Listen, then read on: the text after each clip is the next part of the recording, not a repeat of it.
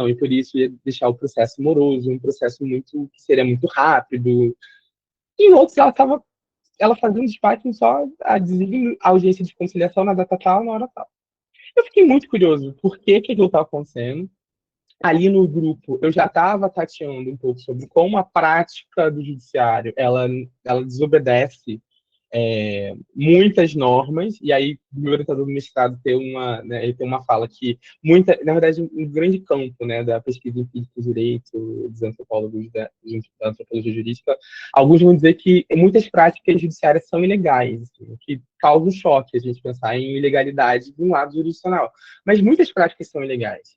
Daí, não necessariamente elas são práticas criminalizadas, criminalizáveis, antijurídicas, mas elas são ilegais. Muitas práticas elas ferem a legislação clara, assim, e em nome de muitos princípios, né? E aí, olhando aquela diferença, eu então comecei a categorizar aquelas decisões e vendo e botando em planilhas de o que estava acontecendo em dados.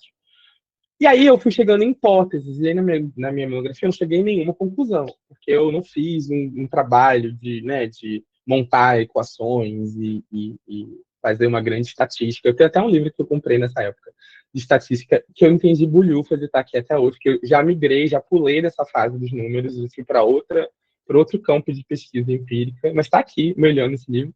E aí eu só fiz, na verdade, um levantamento, não estatístico, mas quantitativo, do que estava acontecendo. E aí eu cheguei a algumas hipóteses, porque eu não confirmei ela nos dados, mas umas hipóteses, estava batendo algumas coisas, que é, quando tinha informação que tinha filhos e bens, a juíza estava designando a audiência. E quando não tinha filhos e bens, ela não estava designando a audiência, só mandando intimar o réu para apresentar a resposta, e depois ia para a sentença, nem ia para o Ministério Público, não tinha incapaz. E aí eu fiquei vendo assim, levantando algumas hipóteses, e no primeiro momento você começa a olhar para o que você está vendo e fala, nossa, que absurdo, a juíza não está designando, e umas pessoas têm direito a uma conciliação, e outras pessoas não, os processos não estão sendo isonômicos.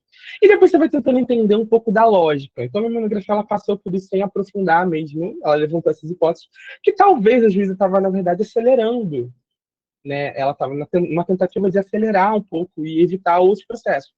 Porque dentro do processo de divórcio, você faz a conciliação, o que você vai conciliar?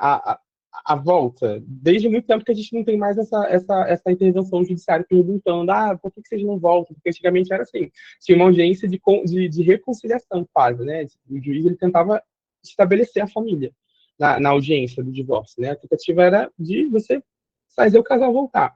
A gente já não tem mais isso. Mas, na verdade, ela estava tentando, né, economizar o processo. Então, se tem uma audiência de conciliação de divórcio, eu não vou tratar ali se você quer ou não se divorciar.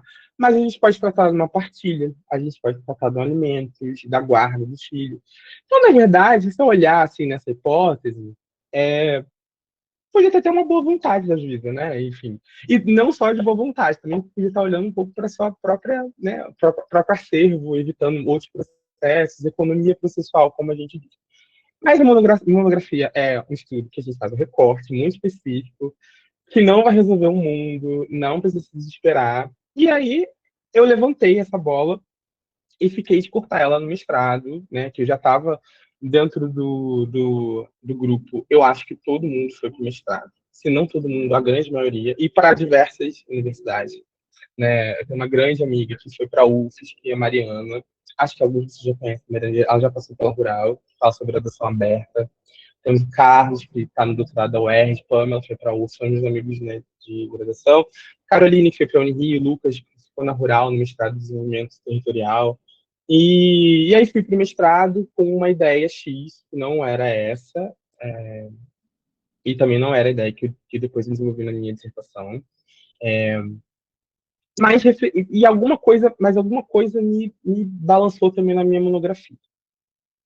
Que para além desse resumo que eu fiz, algo específico que eu queria trazer aqui para vocês, que aí vou, né, que isso vai ser o fio da meada para falar um pouco mais sobre o restante da trajetória, e aí chegar na minha dissertação, e aí trazer para vocês alguns resultados, né, dessa pesquisa que, que eu cheguei e está publicada, né, publicada no repositório da universidade, eu não publiquei em livro. E dentro do meu estudo da monografia, Algo que me chamava muita atenção era sobre, tá, eu vi, observei que a Josi está fazendo isso, mas ela poderia fazer isso? E aí eu comecei a questionar com base na lei. E aí eu estudei muito, li muito, e fiquei tentando interpretar o código, o CPC. E aí eu queria chamar a atenção para a redação do artigo 695 do CPC, que norteou toda a minha angústia na monografia, que era para onde eu vou com isso, né? Diferente lá do, acho que é o 334, não, o 334 fala da mediação e conciliação no procedimento geral. O 695 do CPC, que fala do procedimento das suas famílias, ele traz um verbo muito curioso e que vai gerar um grande debate na doutrina, mas um grande debate mesmo, que foi com base nisso que a minha dissertação, a minha monografia foi estruturada, foi essa discussão, né? O 695 do CPC diz assim: recebida a petição inicial e, entre vírgulas, se for o caso, tomadas as providências referentes à tutela provisória, o juiz ordenará a citação do réu para comparecer à audiência de mediação e conciliação, observado o dispositivo no artigo 694. E o 694 diz: nas ações de família, todos os esforços serão empreendidos para a solução consensual da controvérsia, devendo o juiz dispor do auxílio de profissionais de outras áreas de conhecimento para mediação e conciliação. Tem um verbo no 695 que faz todo um rebuliço na doutrina, que é esse ordenará, que não está no 334 CPC, ou pelo menos não estava na época, não muda toda hora, né? A gente não sabe. Mas na época que eu fiz não estava, o verbo era outro. Acho que apoderar, ou marcará, designará a audiência. Aqui, no 695, o verbo é ordenará. O juiz ordena a citação do réu para comparecer à audiência. E daí cria-se na doutrina uma tese, uma teoria de que a audiência de conciliação, mediação e as suas famílias é obrigatória. Então, principalmente porque o 694 fala que todos os esforços serão empreendidos para a solução consensual. Então, o procedimento da sua família, ele tem um ânimo de não só privilegiar as métodos, né, consensuais de solução de conflitos, aqui notadamente conciliação e mediação, mas como ele traz para o procedimento do CPC para as suas famílias uma obrigatoriedade. Isso que a doutrina discute. Então, na minha monografia, eu li muitos doutrinadores, e todos vão dizer que o 695 estabelece uma obrigatoriedade das audiências de conciliação e mediação. Só tem uma dos que eu li, óbvio, né? Não sei se tem mais alguma, mas só tinha uma doutrinadora, que é a Fernanda Tartucci, que tinha uma opinião contrária, que não era obrigatória. Porque ela fazia uma leitura que eu, Data Vênia, considero equivocada do artigo. Porque ela diz que ordenará, na verdade, se relaciona à tutela de urgência, porque o se for o caso excepciona a audiência de conciliação. É como se fosse assim: se for o caso, o juiz ordenará. Então, assim, a redação, pelo português, você consegue entender que o se for o caso é tomadas as providências de tutela de urgência. Então, assim, o juiz ele vai receber a petição e, se tiver tutela de urgência, ele vai tomar as providências e ele vai ordenar a situação. Então, ela faz uma interpretação do português e ela chega a uma conclusão de que não é obrigatória. E eu parei por aí na minha monografia. Eu fiz esse levantamento doutrinário de como a doutrina estava encarando, né, haja vista que esse era um grande problema da minha monografia, porque a juíza não estava designando audiência em alguns processos, estava designando em outros. Então, isso permeou ali a base teórica, vamos dizer assim. Depois eu vou dizer porque está um pouco equivocado pensar em doutrinador enquanto fundamentação teórica. É uma crítica que eu faço, já vou chegar lá. Mas eu parei ali. Eu fiz um levantamento, uma discussão de doutrina e trouxe num capítulo da minha monografia e não aprofundei. Eu fiquei com aquilo na cabeça. Por quê? E aí, no mestrado, eu fui desenvolvendo mais um pouco, e aí é uma parte dessa conversa que eu queria trazer um pouco mais de atenção, que é qual é o papel empírico, não papel empírico, mas qual é o peso empírico que a doutrina tem para a produção científica no direito? O que é doutrina? Né? O que O que esses doutrinadores, o que a gente está chamando de doutrinadores, são esses profissionais de direito, né, os operadores da lei que editam livros, manuais, cursos, que vão interpretar, né, a legislação. E é isso que a doutrina faz. Ela traz uma interpretação daquele dispositivo, né, dando algum sentido para a norma. Né? A doutrina ela é nada mais é do que um fruto de uma interpretação de algumas pessoas. É o científico que estava tendo aquela. Que eu estava encarando aqueles dados que estavam sendo trazidos para mim? Que peso eu estava dando para uma opinião de alguém no meu trabalho? E qual o peso da opinião de alguém na pesquisa científica? E é esse foi a minha inquietação que eu fui levando para o mestrado. Quando eu chego na UNB, eu vou para o mestrado do programa de pós-graduação em Direito, mas eu vou todo pro lado da antropologia jurídica. O meu orientador era antropólogo, fiz muitas não, eu não faz tantas matérias, mas eu fiz muitas matérias no departamento de antropologia. Minha banca foi 2 antropólogos e uma assistente social, então não tinha ninguém de direito na, na, ali no produto final.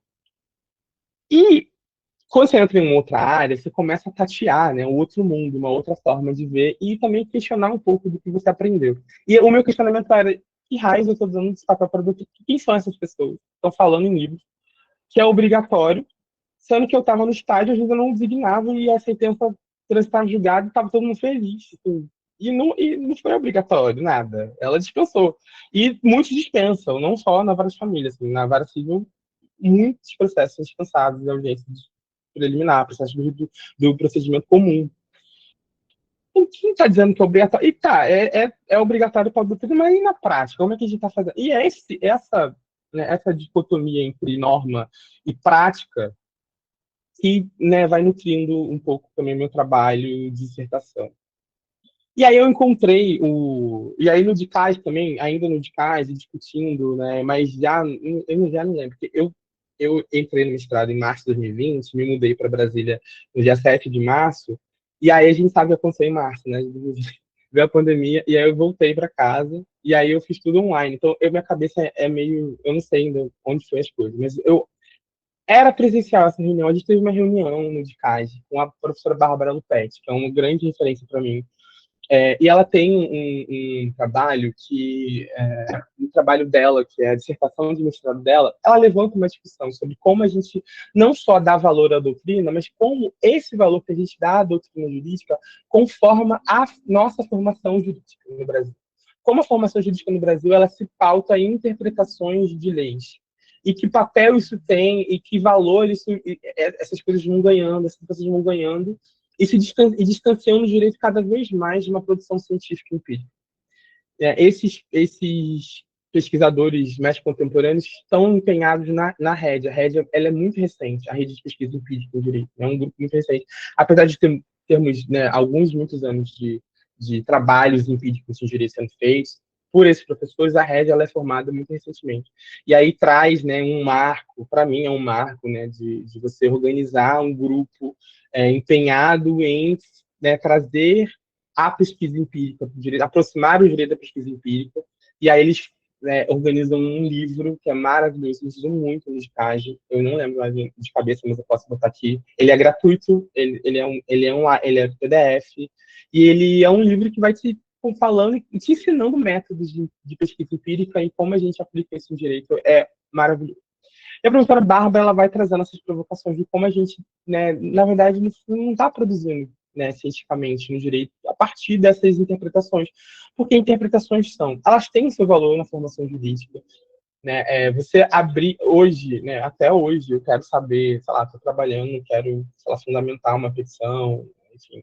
Eu abro um livro, uma doutrina e vejo o que está dizendo, porque é como a gente foi formado, né? A gente foi a faculdade ensina a gente a litigar o tempo todo, né? Na minha graduação, eu saí no ano seguinte que eu me formei, entrou o novo programa do curso.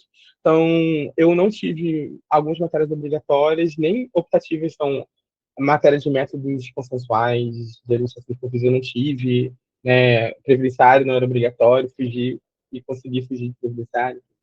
Mas a gente aprende a litigar. A graduação de Direito, ela te ensina a fazer um processo. Ela te ensina a, né, ganhar uma causa.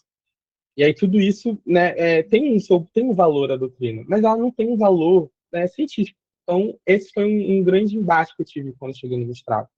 E aí, a partir dessas conversas do livro, da dissertação, da tese da professora Bárbara, eu fui desenhando um pouco que papel ia dar para a doutrina, o que é a doutrina. E aí eu cheguei, né, a uma posição de que a doutrina, para mim, ela é uma fonte de dados. É um documento.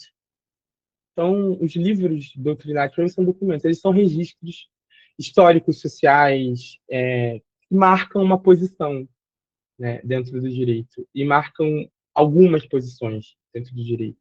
Com vários fatores, com vários, né, enfim, várias coisas que influenciam para aquela posição. E aí, a partir daí, eu peguei tudo isso que eu tinha feito na monografia, esse levantamento dos doutrinadores que falavam que audiências de conciliação e mediação na justiça familiar eram obrigatórias, e comecei a lidar isso como dados. Então, no direito, tem essas posições dessas pessoas e que vão dizer que é obrigatório. A prática eu já vi que não é, mas então o que é a prática? O que é essa grande prática que às vezes é ilegal, não tem a ver com o que está na lei, não tem a ver com o que está na doutrina? O que é, então, a prática? Né? Ela é inválida? Ela é uma mentira? Ela é ilegal em termos de... Ela não é justa? O que é a prática? E aí, dentro né, já mergulhado nos estudos de antropologia, nos estudos antropológicos, que a antropologia, eu não vou me atrever a definir o que é antropologia e não é antropologia, porque senão eu vou ser achincalhado que eu não sou antropólogo. Mas, assim, dentro de uma posição que eu, né, sigo na antropologia jurídica, eu tenho, em linhas gerais, que a antropologia é a ciência que está ali preocupada, ou tem como objeto o estudo de produção de cultura em sociedade. Então, estudar produção de cultura. O que forma uma cultura? E aí eu, né, lendo muito o meu orientador, até antes de chegar no mestrado, já estava lendo bastante texto dele, do Luiz Roberto Cardoso de Oliveira. Eu chego nisso, no que ele vai definir, então, qual é a cultura jurídica brasileira, né? O que é uma cultura jurídica, né? E aí tudo fez muito sentido para mim, então, e aí eu comecei a definir o que é a minha dissertação, e aí finalmente vou falar um pouco sobre a minha dissertação e a minha pesquisa. Então, vou partir, então, do que seria esse estudo sobre culturas jurídicas e por que ele é tão importante para a gente olhar não só a minha dissertação, mas olhar para um todo de uma formação jurídica brasileira, se não todo mundo, pelo menos aqueles que estão interessados na antropologia jurídica, e olhar o direito por essa lente, né, antropológica. O Luiz Roberto, ele vai definir ali, ele vai, na verdade, pontuar duas grandes tradições jurídicas que seriam culturas jurídicas, que é a civil law e a common law. Eu não sei como vocês aprenderam civil law e common law, mas como eu aprendi, eu nem lembro quem foi o professor, então, assim, vocês não vão poder falar depois que eu falei mal dele, porque eu não lembro quem foi que me deu essa aula. Mas eu também não sei se foi o professor, ou se fui eu que entendi errado. Mas eu entendi, não vou tirar do professor, eu entendi civil law e common law como sistemas muito distintos, em que um se baseava na lei e outro se baseava na jurisprudência.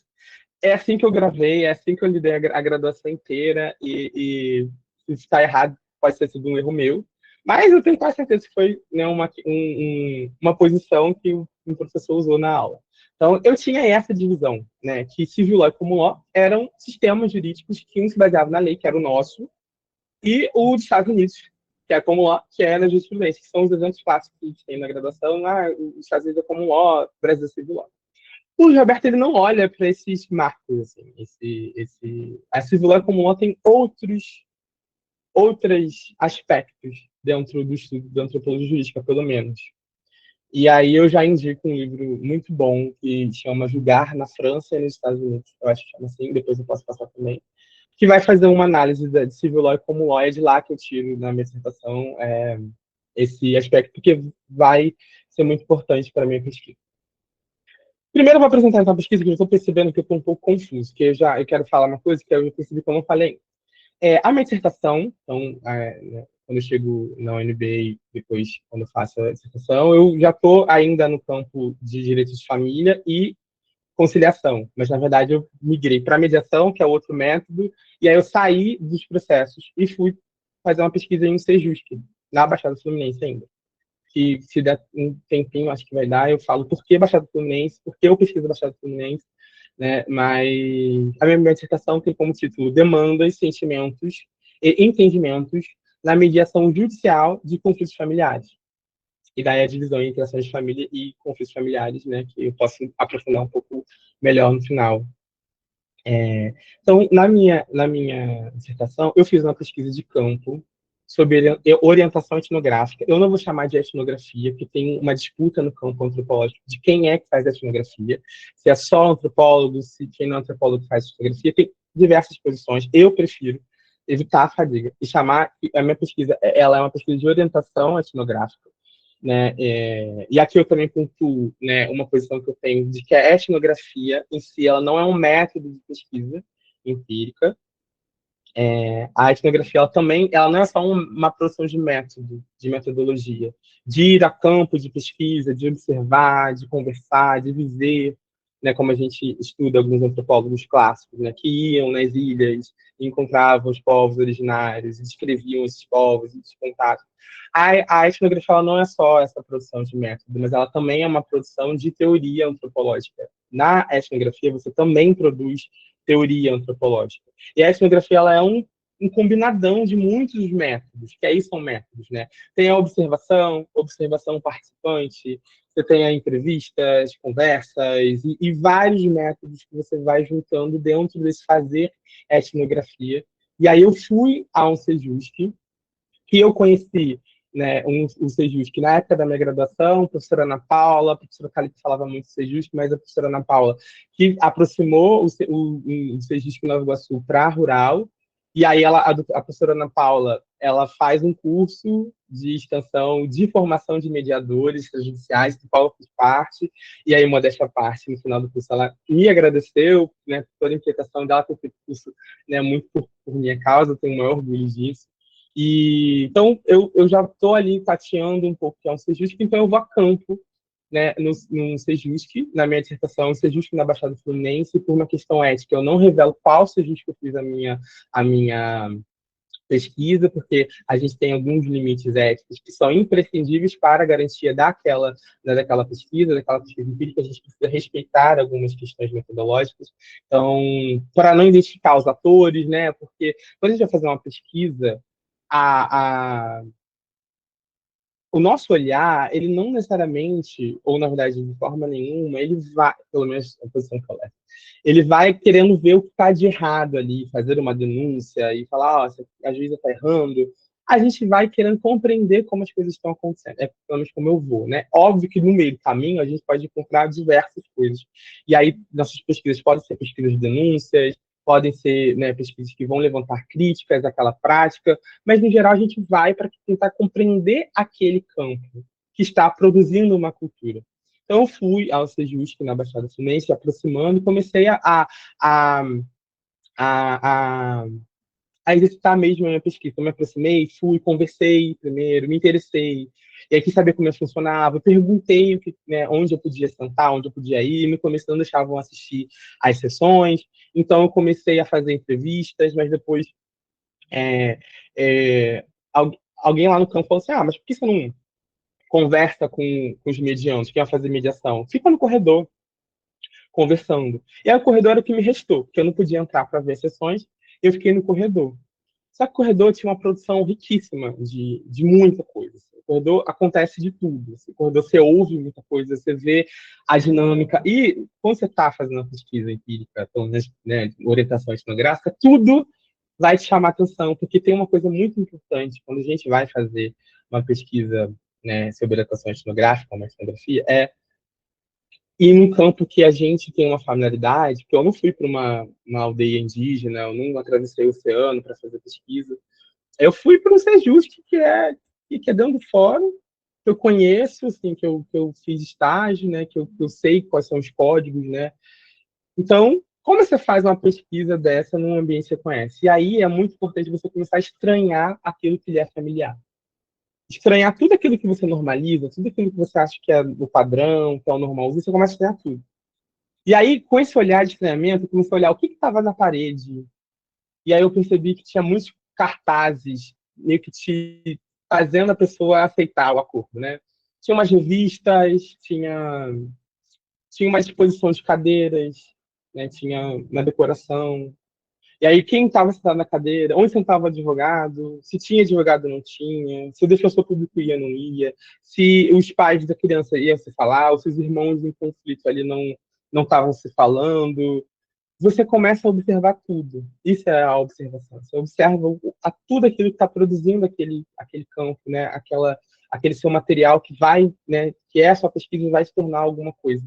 Depois das análises, categorização e tudo mais.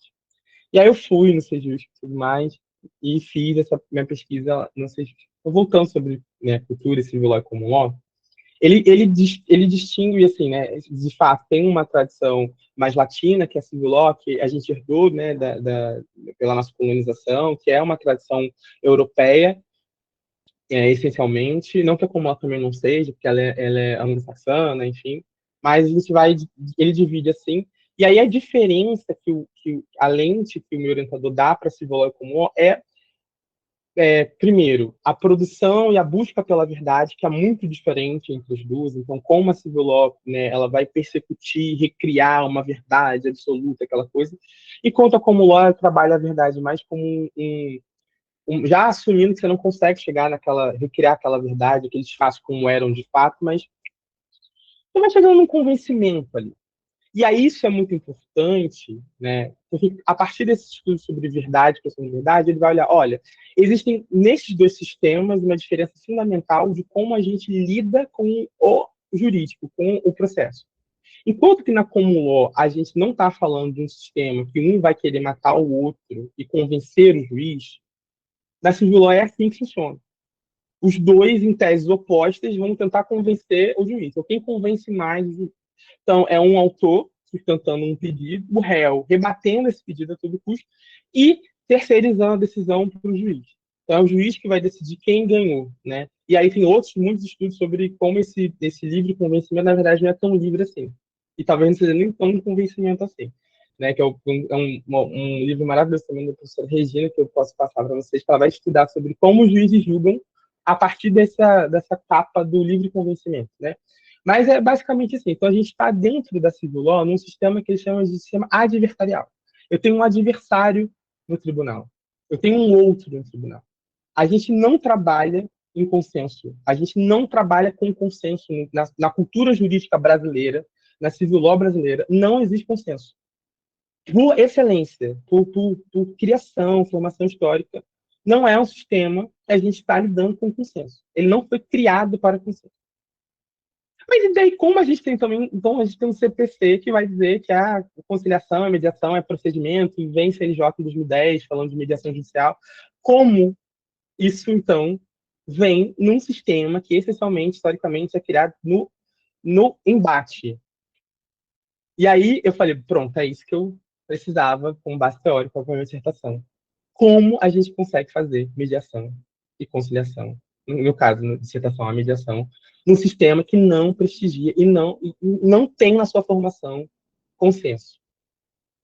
Todas as práticas judiciárias, todas são com base. E não só práticas que eu digo assim, de pegar processo, despacho, sentença, decisão, nas práticas do dia a dia. Numa audiência ali, no trato entre as partes, você entra numa sala, você já vira o inimigo da outra parte. Como a juíza às vezes te odeia ou escolhe um lado e protege um, e como é possível fazer conciliação e mediação. E se está fazendo, né, porque está acontecendo mediação, temos que ser justos, temos que estar no CPC, como essa mediação é feita. Então, como no sistema tem mediação e tendo a mediação, como ela é feita. Então, essa foi a minha pergunta inicial, geral, quando eu fui no Sejusc. Como essas mediações de conflitos familiares estão sendo feitas dentro do sistema jurídico de civil law brasileira, que é adversarial, que é fundamentalmente um sistema de embate. Então, fui ver como estava sendo feito. E aí, né, vou tentar dar uma encurtada, mas assim, fui, então vivi lá no Sejusc, né? E aí viver não só aí no dia que tem trabalho, mas em palestra, em confraternização, eu ia nas festinhas, eu fiquei viver mesmo, observar vivendo, né? Não era uma observação participante, porque eu não fiz mediação, né? Eu não estava lá, mas em algum momento eu me permiti entrar. Eu entrei nessa das agências e observei 5 mediações que formam a minha dissertação. E aí, só fazer um parênteses, eu abandonei toda a minha monografia sobre dados, números, e fui para essa linha mais qualitativa, que dados são muito importantes, mas os dados não falam por si só. Então, precisa você analisar aqueles dados, aqueles números né, discutir, pensar eles e trazer eles para uma discussão e uma produção para você chegar numa conclusão. Mas dados em si também não vão te trazer a realidade. Assim. Tem muita coisa que eu discutia com o meu orientador e falava, eu acho que é isso. Ele falou, mas você já pensou por outro lado? E se você não pensou, você perguntou para essa pessoa como ela se sentia? Né? Porque um caso, num corredor lá no Sejus, que uma advogada estava falando para a parte assim, nitidamente ela queria que todo mundo ouvisse, mas ela falava assim, ai, que perda de tempo essa conciliação, que esse processo devia ter um juiz, esse processo é muito sério, é muito grave esse processo. E aí eu falei assim, olha, aí eu falei, eu acho que isso aqui, né, na verdade, mostra pra gente, pode mostrar pra gente como, né, a parte não confia nos métodos, né, como ela não entende os métodos, né, e, enfim, rebaixa o mediador, né, tipo, olha, o mediador não é um juiz, então... E aí meu orientador falou assim, tá, mas pode ser também que ela se sinta muito desprestigiada pelo juiz ao juiz falar, eu não vou julgar seu caso agora, vai para mediação. Como ela acha que realmente o caso dela é muito importante. E ela dá um valor muito grande para o juiz. E aí não é um certo e errado. Aí é como as coisas são. É como o nosso sistema da civil law, né, foi criado. Como o juiz tem um grande protagonismo nesse sistema, que a gente precisa convencer o juiz. Né? Nessa briga, a gente precisa convencer alguém, que é o juiz. Então, eu fui observando, né? E aí eu descrevo essas 5 mediações e vou fazendo mais análises dessa mediação, o que acontecia, o que era dito. E todo o esquema né, todo o modus operandi do Sejusc era muito, assim, para quem gosta de mediação e estuda mediação e acredita na mediação, é lindo, assim, a prática, eu chorei em uma mediação, assim, era muito lindo, era muito marcante, muito tocante mesmo. Você estava sentado com todos os problemas, os diaristas, tudo que você tem, e você começa a ouvir um pai falando de como ele se sente em perder a filha crescer. E assim, o cara é uma tristeza assim, absurda.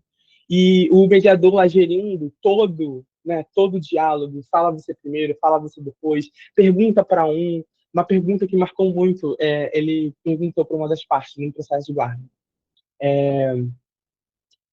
Como você acha que fulana é uma boa mãe?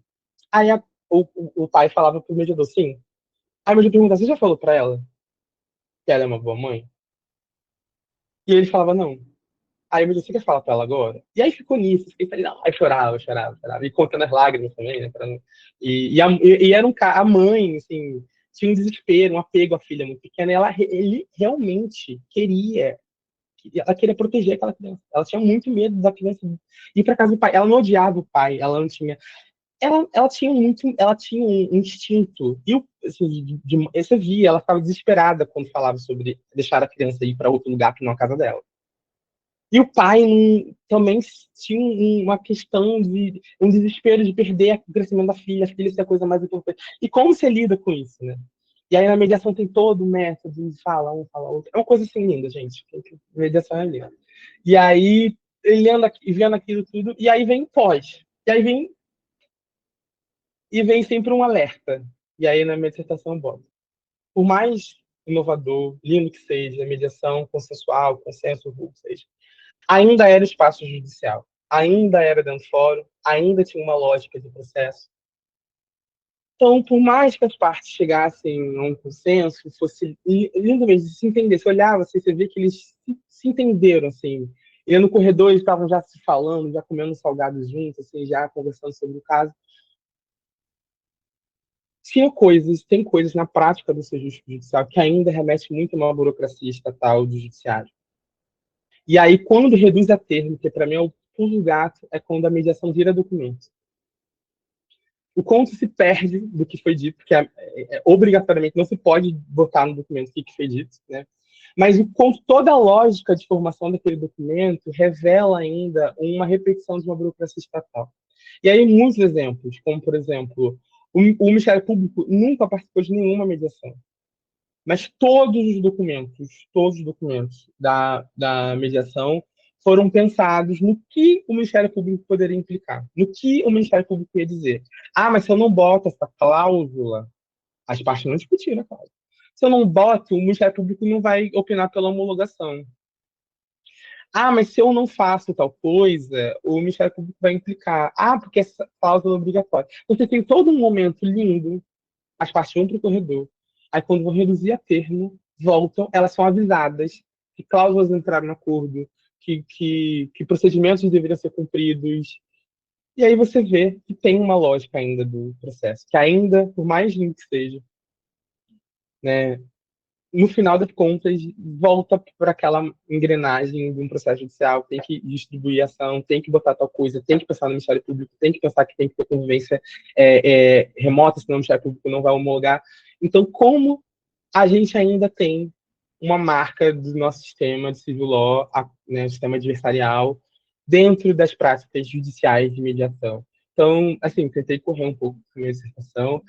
No final, eu sou confuso mesmo, gente. Eu sou uma pessoa confusa, mas a minha dissertação ela passa, né, por esses momentos. E aí eu esqueci de falar uma coisa muito importante também, que é da onde que vem, então, do que raios os treinadores, né? Porque eu fui desafiar os treinadores. Falei assim, bom, vocês estão falando que é obrigatório, porque vocês leram o CPC, viram e emitiram uma opinião, depois vocês leram o artigo 695, estão falando aí cheio de ponta que é obrigatório, que é obrigatório. Mas quero saber, então, o que que o legislador falou. Então, eu fui e fiz, dentro da minha dissertação, uma pesquisa documental do processo legislativo do CPC. E fui ver que raios o legislador, que a gente sempre fala o legislador, né, como se o legislativo fosse composto por milhares de pessoas de vários campos ideológicos, né? Então, o que raios o legislador quis dizer? E aí eu achei, assim, esses spoilers, tá tem um pouquinho na citação, mas eu quero desenvolver melhor, assim, um artigo e tudo mais, que estou enrolando já faz. Já tem 3 anos, 2 anos que eu sou mestre, eu nunca fiz esse artigo, tá parado. Que eu fui e achei quem criou o procedimento de ação de família, o que foi dito, qual foi a intenção, e aí o spoiler sim, o legislador queria que fosse obrigatório. Na discussão no processo, né, legislativo, né, na audiência pública, que vão discutir procedimentos especiais, aí que falam pela primeira vez no procedimento de ações de família, já estavam discutindo obrigatoriedade, falando sobre coisas que assim, as ações de família, no final das contas, ela foi sim criada por uma única pessoa, porque ela, só rapidinho, né, o procedimento, o processo, o CPC, ele começa pela formação de uma comissão de juristas pelo Senado, que vai discutir pelo Brasil ou CPC. É muito parecido com o que estava acontecendo com o Código Civil agora, muito recentemente. Então, faz uma série de audiências públicas. Depois, essa comissão de juristas entrega para o Senado, olha, esse aqui é o que a gente chegou, esse é o texto. E aí começa a tramitar pelo Senado, aí vai para a Câmara, e aí vai votando, e depois volta em votação. Os procedimentos de o CPC ele sempre foi idealizado como 4, né? Procedimentos comuns, especiais, execução e recursos. Essa foi a divisão já desde o começo. Mas os procedimentos de ações de família só apareceram na discussão da Câmara. Eles não entraram na discussão da Comissão de Juristas, não entrou na discussão do Senado, entrou só no relatório geral do processo na Câmara. E só falam de ações de família numa audiência pública que vai falar sobre os procedimentos especiais. Eles dividiram no grupo de trabalho do CPC na Câmara, eles dividiram audiências públicas para cada parte do processo. E aí tem uma audiência pública que é sobre procedimentos especiais, e lá surge a primeira vez que fala sobre ações de família. E aí quem traz o assunto é o Leonardo Cunha, que é um doutrinador, e que fala que, numa audiência pública que teve em Recife, o Paulo Lobo, que é o treinador, falou sobre ações de família. E aí, quem sustenta mais essa obrigatoriedade e fala sobre, por exemplo, uma regra que entrou no CPC, que é não entregar a pessoa inicial quando for intimar o réu. Quem fala isso é Fred Dier. Então, ele fala na audiência pública. Então, assim, os treinadores participaram do processo legislativo. Então, quem eu estava lendo depois estava lá. Então, eles eles deram opinião, mas eles estavam corretos. E quem cria o procedimento é o deputado Sérgio Barradas, de um relatório geral. E esse relatório geral, no que tange a suas famílias, ele vai igualzinho para aprovação e promulgação. Então, no final de contas, o procedimento das famílias foi criado pelo Sérgio Barradas. É uma conclusão que eu cheguei, ainda não publiquei, nunca vi nenhum artigo falando sobre destrinchando o procedimento, o processo legislativo. Mas tudo para dizer que tem uma grande importância da gente fazer pesquisa empírica para a gente chegar a conclusões. Então, eu podia ter parado na doutrina, mas a doutrina, não, para mim, não é uma base, né, científica. Então, da onde eu posso tirar, então, essa conclusão? Se eu estou querendo discutir se é obrigatório ou não, porque está na lei, eu vou para o processo legislativo. Eu vou lá no Senado, na Câmara, baixo os documentos, leio, analiso, categorizo, fico muito tempo estudando aqueles documentos para falar, bom, então a doutrina, enquanto documento histórico, social, né, diz que é obrigatório, e ele foi criado no legislativo também como procedimento obrigatório. Daí eu parto para discutir, então como a gente vai obrigar uma mediação dentro de um sistema que não prestigia consensos, mas aí a gente vai, né, produzindo tudo para deixar uma grande, sei lá, dica que ninguém pediu, mas se atenham a pesquisas empíricas, métodos empíricos. Acho que vale muito a pena a gente olhar para a realidade, para os dados, para os documentos, sejam para as entrevistas, para N processos, ou N métodos de pesquisa empírica, para a gente começar a levar para o direito, né, essas produções científicas mesmo, para a gente conseguir, né, embasar nossos argumentos, tentar, sei lá, quem quiser mudar a realidade, tentar começar a mudar a realidade, problematizar, ver o que está errado, o que está certo. E aí a gente começa a enriquecer o debate. E Baixada Fluminense, porque Baixada Fluminense, eu sou de Queimados, sou de Queimados, e minha formação inteira foi na Baixada Fluminense. Eu tenho um grande vínculo, trabalho em Queimados. Hoje eu moro no Rio, mas trabalho em Queimados. Minha vida inteira foi nessa realidade, minha vida inteira foi nesse chão, foi nesse território. E para mim só faz sentido pesquisar a Baixada, porque é onde eu vejo que as coisas. Eu quero entender por que nessa vara a juíza não está andando com os processos, por que nesse Sejusc, na Baixada Fluminense, como as práticas estão sendo feitas. E aí eu botei isso na minha dissertação. Botei uma frase assim: essa pesquisa é na Baixada Fluminense, aí falei que eu era da Baixada e eu só posso falar desse lugar. E botei nisso. E aí meu orientador se incomodou com essa frase. Ele falou assim: Pedro, você pode falar de qualquer outro lugar, você não está limitado à Baixada Fluminense. E aí eu fui explicar a ele por quê. Ele falou: então não é esse o caso. O caso não é que você só pode falar da Baixada Fluminense, é que para você faz sentido falar da Baixada Fluminense. É que para você tem, né? Então tem um porquê, você tem um propósito de falar desse lugar. Então, uma segunda dica que ninguém pediu: olhem para a Baixada, pensem em Baixada. É um campus na Baixada Fluminense, é um polo de produção científica, é um polo de educação pública de qualidade, né, ali, Nova Iguaçu. Então, vamos olhar para a Baixada, olhar para essas realidades, tentar entender o que está acontecendo, e aí, né, debater no direito o que a gente pode fazer a partir disso. Muito obrigado. Eu peço desculpas se ficou confuso. Eu não vou disponibilizar as slides, só tem 7, gente, tá uma confusão. Mas aí estamos aí para dúvidas, né, para essa conversa. Enfim. Muito obrigado. Ai, nós que agradecemos. Eu não achei confuso, não. Achei a palestra excelente. A gente está aberto para perguntas agora. Quem quiser pode ir levantando a mão, colocando no chat também. Eu tenho perguntas, então eu vou começar, que eu já organizei aqui o que eu queria perguntar. E, primeiro, eu queria que você, se puder, mandar para a gente as indicações de textos sobre pesquisa empírica e mandar isso por WhatsApp, porque aqui fica complicado de conseguir anotar certinho os nomes, porque eu tenho muito interesse nessa área também, gosto muito de produzir dados. Ultimamente é isso que eu tenho feito na pesquisa, mas não é suficiente só fazer isso intuitivamente, por assim dizer, e eu tenho essa dificuldade de achar texto para começar a entender quais são os métodos que se usa para fazer isso. E como você falou disso ao longo da apresentação, seria muito interessante. Lauren, pode perguntar. Olá, pessoal, boa noite. Estão me ouvindo? Olá, meu nome é Lauren. Primeiramente, parabéns, Pedro. Foi muito importante ouvir a sua fala. E meio que na linha também do que a Emanuele falou sobre metodologia, é um vespeiro, assim, né? É um campo espinhoso, a gente está sempre preocupado em produzir ciência, e ciência tem que ser verificável por qualquer pessoa que leia aquilo ali e consiga reproduzir, consiga, né, bater os mesmos dados. E aí uma coisa que me chamou muita atenção foi quando o Pedro falou das questões etnográficas, né, que os antropólogos ficam muito em cima e que a gente do campo do direito fica assim meio receoso se a gente, em vez de ficar lá etnografia, se a gente não coloca outro termo. A gente faz etnografia? Talvez. Mas será que a gente não pode botar, sei lá, uma descrição densa do campo e aí a gente passa pelas arestas e segue o baile? Mas, enfim, o que eu queria falar e perguntar para o Pedro também é que, mesmo com uma pesquisa tão...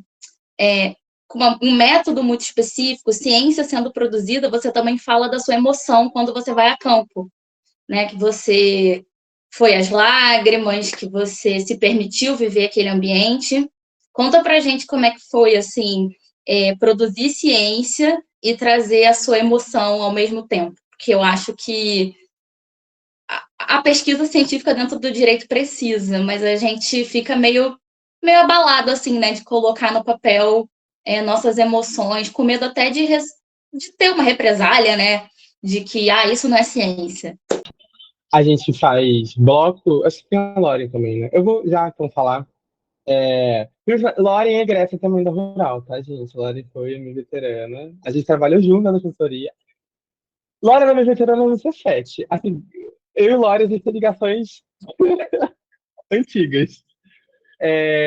Emanuele, tem o livro da Red, eu joguei aqui rapidinho, não achei, eu tenho que lembrar o nome. Ele é ótimo, assim, é um ótimo começo. Eu usei de... Eu tenho, eu posso enviar. Por favor, Lá tem, assim, é um ótimo começo, assim, é um ótimo começo mesmo, e eu usei de referências, assim, no meu trabalho, que é ótimo. E tem livros que são, porque, assim, também tem, para minha pesquisa, ela também é meio anti-manual. Então, você não tem um manual para fazer uma etnografia. Você tem que ler muitas etnografias, né? Você ver como, né, ler como é que foi feito, mas é meio que anti-manual. Mas tem outros métodos de pesquisa, muitos outros, talvez todos os outros, que são, tem manuais clássicos que eu também posso, né, catar. E aí tem muitos, e esses livros às vezes são coletâneas, então são organizados por vários artigos. Então tem um clássico que eu sou péssimo para lembrar esse nome, mas tem um que fala sobre documentos. Eu usei muito esse, e é tipo, considerado um clássico da pesquisa documental. Mas se você for no da Red, porque a Red ela divide os capítulos em métodos, quase. Tem a entrevista, tem pesquisa documental, e aí lá nas referências vão ter essas referências para esses. Porque eu também lia muito assim. Eu ia num da Red e aí via uma citação, falava, essa citação é muito importante. Ela deu um ar de que isso aqui é meio fundante do método. E aí eu ia atrás da referência, e então ficar por referências é muito interessante. Aí vendo os textos que foram sendo citados. Mas eu posso fazer essa organização. Sobre emoções e tudo mais, é sempre um caminho muito também... Para mim não foi. Porque do campo da antropologia tem diversas outras discussões, que ainda estão em discussões. Meu orientador, ele basicamente trouxe, junto com Kant Lima, que faleceu ano passado, a antropologia jurídica no Brasil. Eu penso assim, eu penso que eu sou um especial a esse ponto.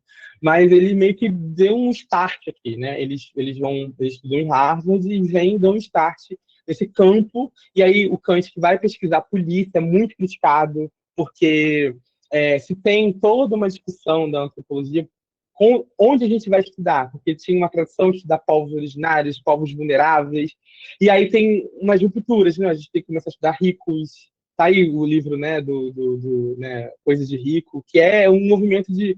A gente já tem muito material produzindo sobre a vida dos pobres. A gente não sabe nada dos ricos. A gente sabe tudo sobre favela, quase tudo, né? Sobre favela, sobre ribeirinhos. A gente tem muito material falando sobre como vivem as pessoas vulnerabilizadas. O que é muito importante, mas também é muito importante saber como é a cultura dos ricos. O que eles estão empenhados, o que eles fazem, porque isso tem muitas implicações. Implicações mesmo, a gente não saber o que se faz, né? Então tem essas rupturas que se fazem. E o Kant ele traz ele começa da polícia. E tem umas críticas, pô, vai estudar a polícia, a instituição repressora, né? E ele estuda a polícia quase, né, toda a trajetória dele. E daí sai diversos, né? Ele orienta um trabalho maravilhoso da Flávia, que chama Linhas de Investigação. Ela vai estudar, acho que é a tese dela. E ela vai estudar, ela faz uma etnografia, a Flávia é antropóloga, ela pode falar que é etnografia, dentro da delegacia de homicídios.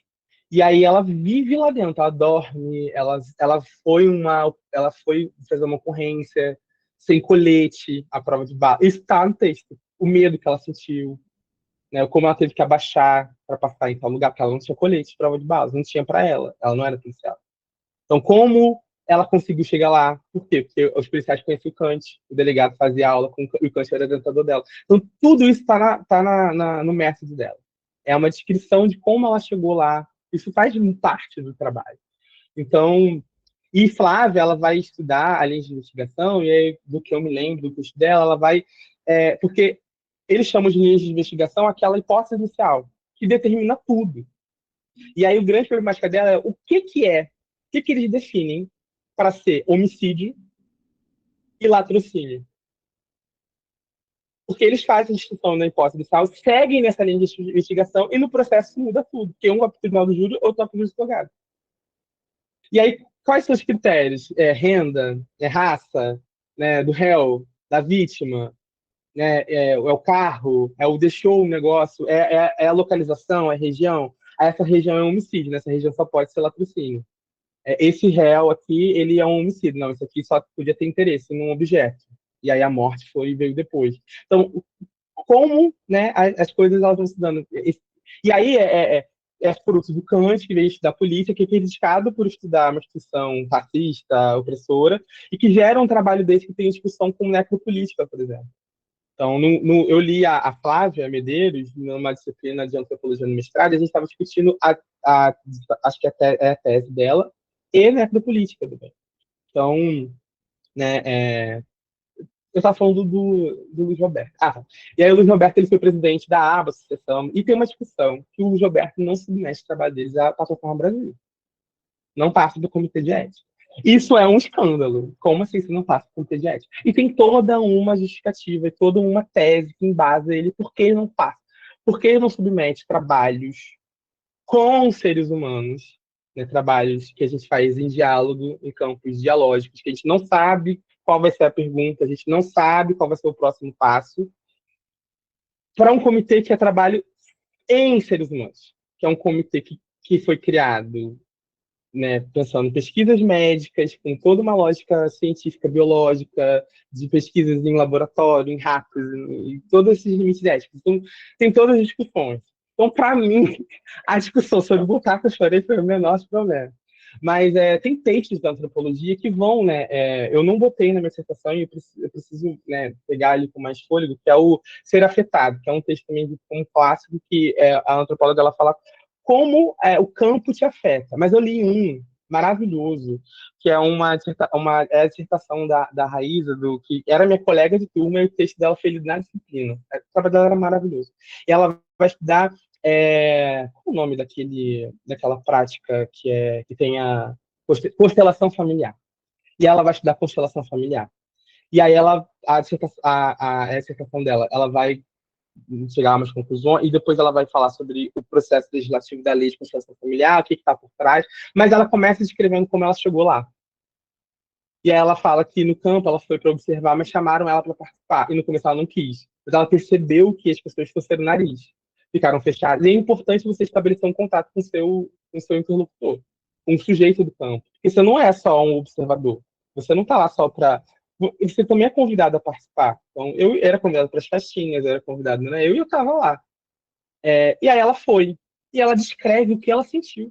Ela descreve que ela sentiu tremedeira, vontade de chorar, que entrar naquele campo energético foi realmente entrar no campo energético. Alguém que entrou no trabalho meio que descrente do que era, ela sentiu as coisas. Ela de fato sentiu, e ela descreve. Isso faz parte do trabalho, isso faz parte do a gente se posicionar, porque aquilo, né, nos afeta.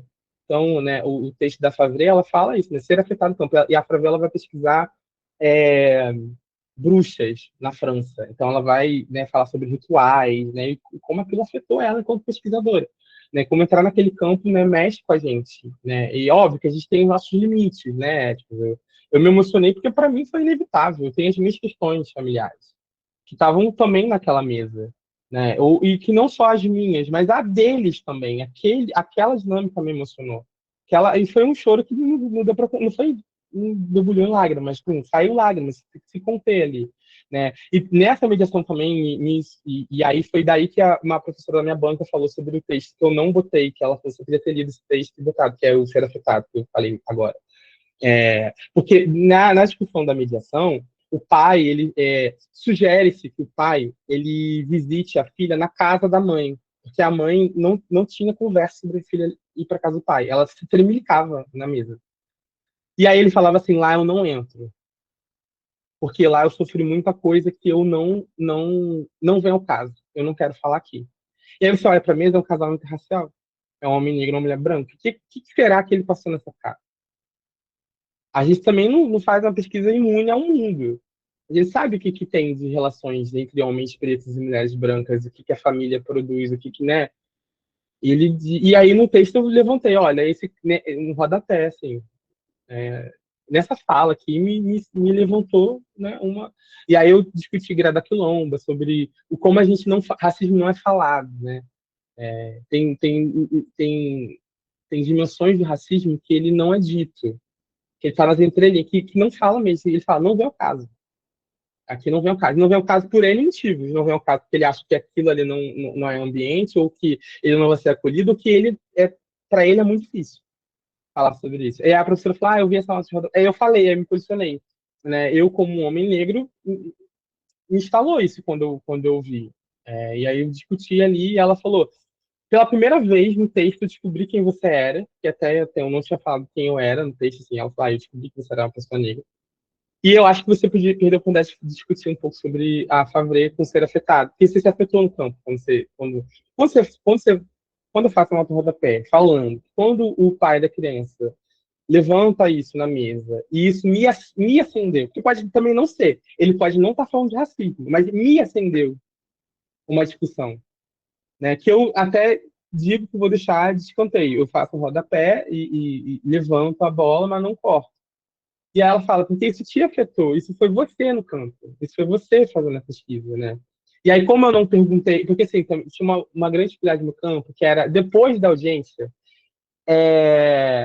as pessoas não queriam falar, porque demorava tanto. Eu tenho um capítulo no minha sessão que eu falo sobre o tempo da mediação. Demora muito.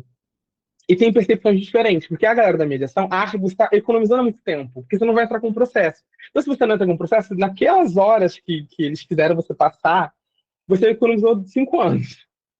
Só que para as partes, tempo é dinheiro. E tempo é dinheiro não só nessa né, figura né, capitalista. Tempo é dinheiro porque às vezes você precisa trabalhar, você precisa né, ser autônomo, ou você perdeu um dia de trabalho. Então as partes ficavam muito impacientes com o tempo. Então as pessoas não queriam falar comigo, porque estavam indo embora, assim, elas iam embora correndo. Meu orientador falou, pega o telefone e liga.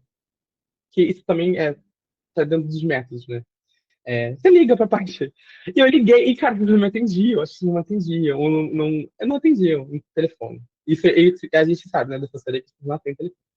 E aí eu não conseguia falar com as pessoas. E aí esse foi um ponto que deixei passar na dissertação. Meu orientador falou, você tinha que ter falado essas partes, sobre como é que elas se sentiam depois, né? Porque é um ponto importante é saber no final, o que elas acharam disso, né? E aí eu não consegui falar com ele. Eu tinha o telefone dele e ele não me atendeu. E aí eu não consegui comprovar, ou sei lá, atestar que era racismo, que era que estava falando. Mas eu levantei, então eu me afetei no campo. E acho importante a gente trazer a. Eu achei importante. Eu podia não ter falado na minha dissertação. Mas achei importante trazer. Naquele momento, eu percebi que tinha algo ali naquela discussão. E tudo para, no fim, dizer que na mesa da mediação pode tudo. Porque isso também tinha relação com a minha dissertação.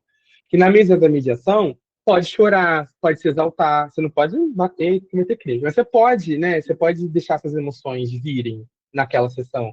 Não, uma audiência não. não raras vezes você vai chorar, às vezes falar, contém o choro, contém essa raiva, isso não é importante, isso não vem ao caso, isso aqui não é discussão do processo. Então, numa audiência judicial, você tem essa divisão, numa mediação, não. Então, tudo isso fazia sentido para mim dizer na minha dissertação. Eu chorei, eu senti que tinha uma questão de racismo, porque na mediação pode tudo, né? Tudo pode ser dito, tudo pode ser expressado. Então, tinha um fundo ali de, de conexão com o campo, né? Eu acho que faz parte. E aí, para isso, eu li muitas dissertações, né? Não dissertações, muitas de etnografia, das mais diversas. E aí, isso é uma questão de método, né? Você dizer, eu acho que é muito honesto você dizer. Quando eu li uma dissertação sobre constelação familiar, que a pesquisadora fala, eu não queria participar, e quando me chamaram uma segunda vez, eu fui, porque era importante, eu senti tremedeira, choro, não conseguia ficar em pé. Pô, para mim é honesto, me causa, eu quero saber o que é. O que é a constelação? Por que ela sentiu assim, né? Enfim, isso para mim, é de uma honestidade, né, do trabalho. Mas eu sei que é muito difícil no direito. E outra coisa, na minha dissertação era a primeira pessoa, que também é outro escândalo, né? A minha dissertação é a primeira pessoa. Não, para mim não existe escrever em terceira. Para mim, que eu digo assim, para o meu trabalho, né? Para mim, não existe escrever em terceira pessoa. Porque eu estava lá, são as minhas observações, e depois tudo que eu produzi com elas, tudo que eu discuti de produção teórica para chegar a uma conclusão. Então sou eu, né? Mas para vocês fazerem isso na graduação, agora falando com vocês da graduação, consultem os seus orientadores.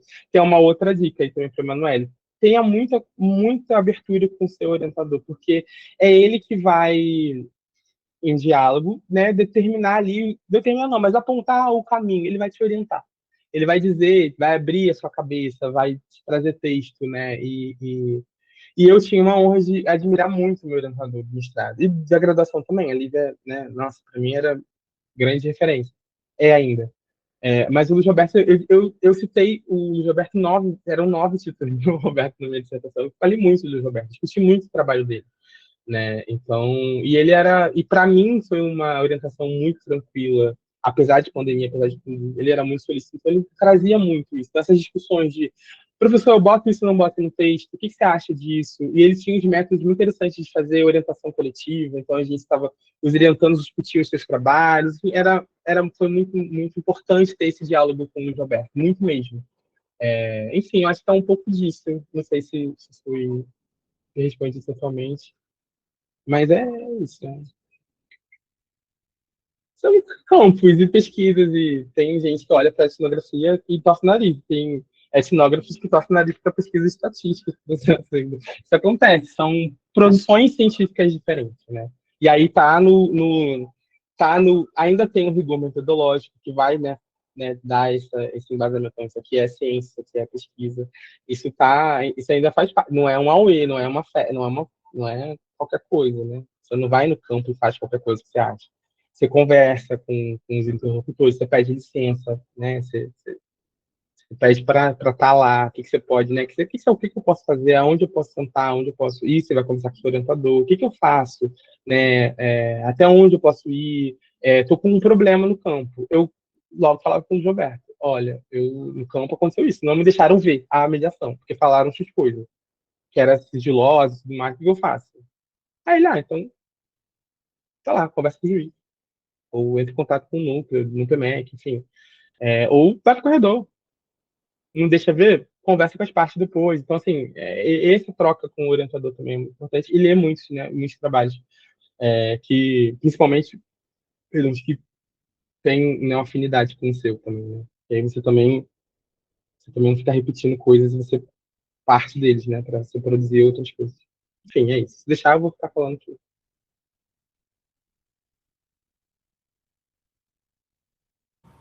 Muito obrigada, Pedro. Super respondeu a dúvida. É uma questão recorrente, né, para a gente estar pesquisando se tá tudo certo, se está suficientemente científico para o que eu estou pretendendo, né? Justamente para dar esse embasamento. Gente, mais alguém tem alguma pergunta? Pode colocar aqui no chat. Se não, ou enquanto alguém faz aí a última pergunta, eu queria pedir para todo mundo abrir as câmeras. Nossa, perdão, muito barulho aqui.